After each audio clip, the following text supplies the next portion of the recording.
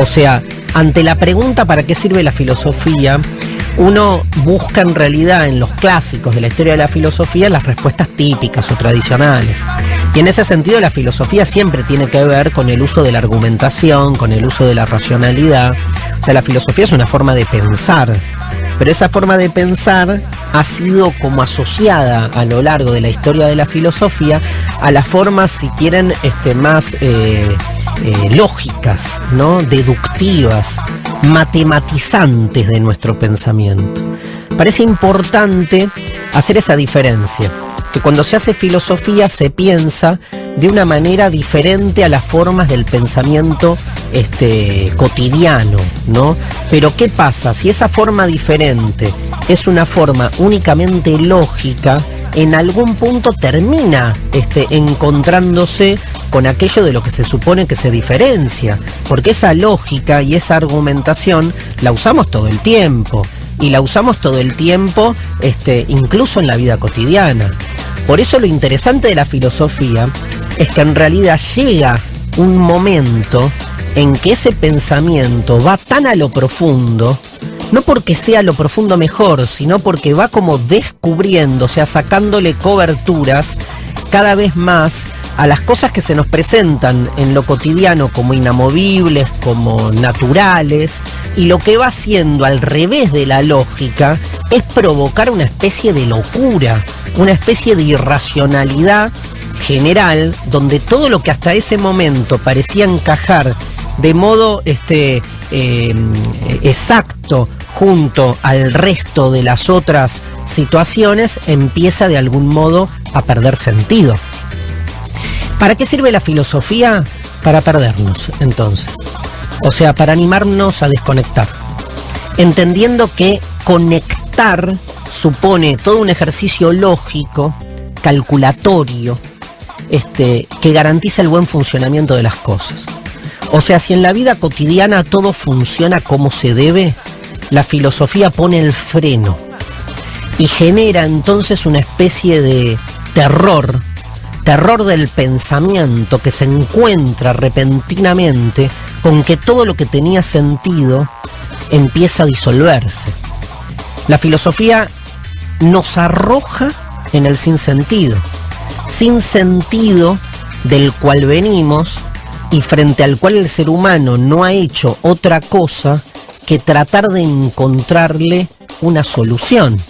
Porque esa es la gran paradoja circular que se vive con la filosofía, que frente al sinsentido originario, el ser humano no hace otra cosa que farmacológicamente tratar de anestesiar esa conciencia de la nada que atraviesa toda nuestra existencia, y una vez que logramos alcanzar esa tranquilidad, viene la filosofía tal como nosotros la entendemos, ¿no?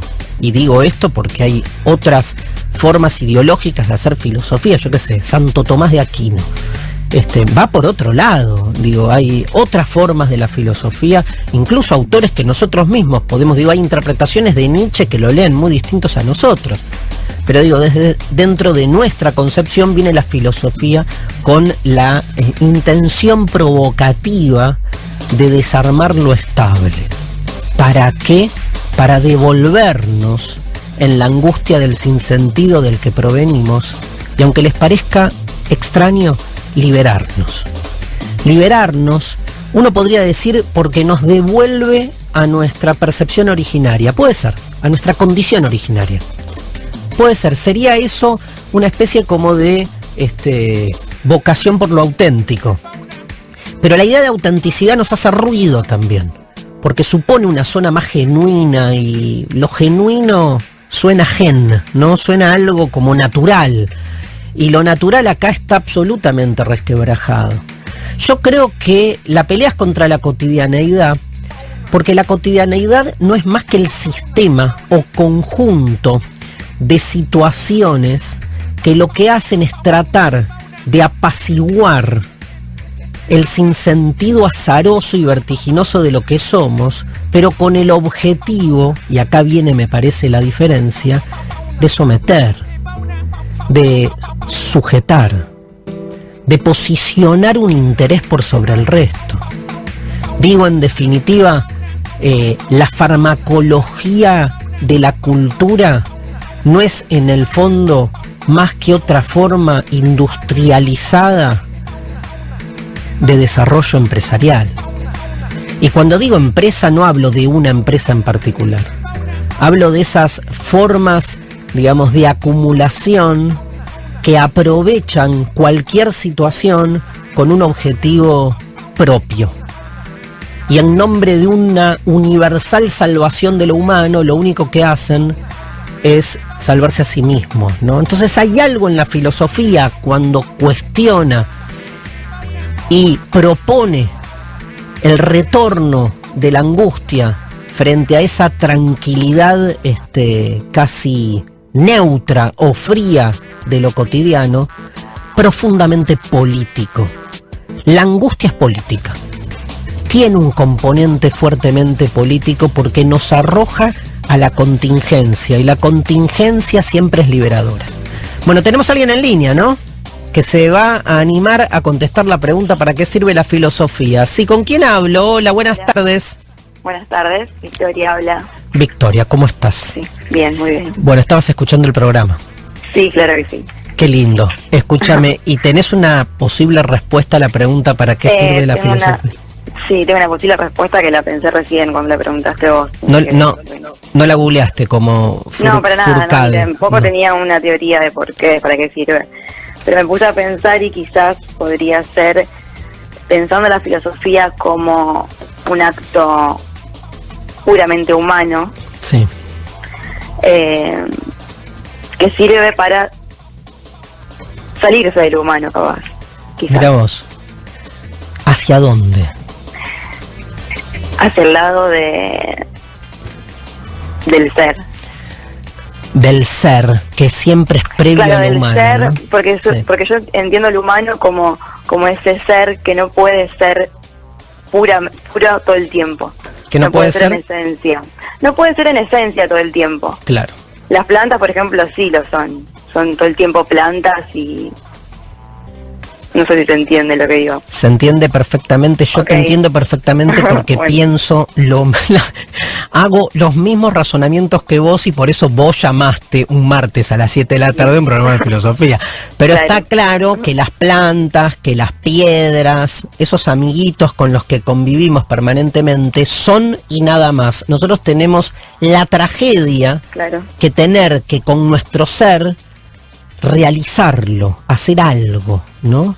Y entonces tratar de escapar de lo humano, entendiendo lo humano, como decías vos, como si fuese sinónimo de lo que somos por naturaleza. En realidad por naturaleza no somos nada, tenemos que estar todo el tiempo, pero todo el tiempo reinventando nuestra propia naturaleza. ¿Vos lees filosofía? Más o menos, no tanto, estudio psicología en realidad. Estudia psicología, psicoanálisis. Psicoanálisis. Sí. Psicoanálisis, escúchame. Sí, veo muchas cosas de filosofía, aunque no me dedico a estudiarlo. Es lo que te digo, es para mí el acto más humano que tiene el humano. Hay algunos que nos gustan más, otros no, pero si se toma la filosofía como arte, es uno de esos retornos a lo que dijiste recién, la angustia y todo eso, pero con los que se puede ser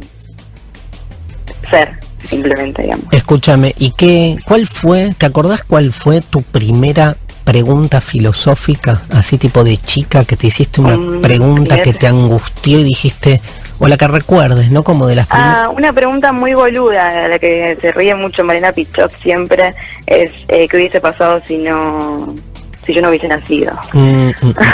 Una pregunta que la entendí en el momento que la pregunté en ese tiempo, y después una amiga mía la preguntó y dije, vos sos boluda. Y no, igual te entiendo lo que estás preguntando, pero es porque estuve en tu lugar, porque ya no la entiendo más, es imposible. ¿Sabes qué pasa, muy rebuscada? ¿Sabes qué pasa, Victoria? A todos los que hacemos filosofía es más fácil colocarnos en el lugar de la pregunta boluda, para no hacernos cargo que cuando uno se pregunta qué hubiera pasado si yo no hubiese sido o no hubiese nacido, se abre en realidad toda una manera de repensar lo que realmente estamos siendo ahora. Porque pensando lo que hubiese pasado si no hubiésemos nacido, lo que nos estamos cuestionando es nuestra propia existencia. Te agradezco el llamado, participa Victoria en el sorteo, obviamente por el libro ¿Para qué sirve la filosofía? Gracias. Obvio, sí, recién tuiteé. Genial, gracias por escucharnos, A vos. Chau, chau. Un placer, adiós. Nos vamos a la pausa leyendo algunos tweets. Lucas Lucero nos dice, puede servir para justificar o cuestionar un orden